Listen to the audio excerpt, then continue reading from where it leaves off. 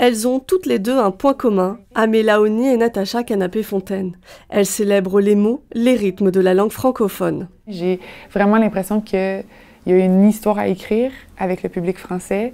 Je ne sais pas si l'histoire elle est grande, dans mon cœur elle l'est, mais j'ai vraiment envie d'aller au bout de ça. Elles font toutes les deux partie des vitrines de l'Estival, un concert où les artistes se partagent la scène et s'adressent à un large public. Quelle pièce de poésie choisir? Qu'est-ce qui représente vraiment bien l'ensemble du spectacle?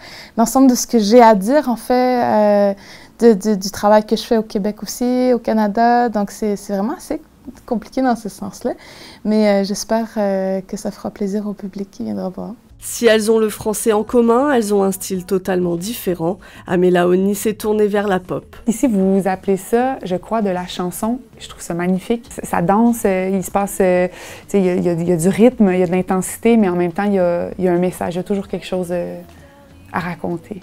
Natacha Canapé-Fontaine, elle slame pour parler de la rencontre entre les peuples, entre les cultures, en français bien sûr, et dans sa langue maternelle, l'innu. Nous sommes très présents, donc vraiment dans le nord du Québec, mais aussi au Labrador. On est anciennement un peuple de nomades, puis je pense que nous transportons encore cette mémoire-là du nomadisme, à quel point nous portons attention encore au caribou. Ça me permet vraiment de parler en fait de l'essence même de pourquoi nous sommes là.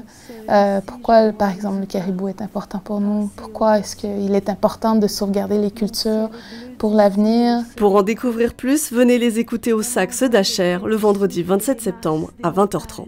Qui se retrouve sur les rivages, mon corps.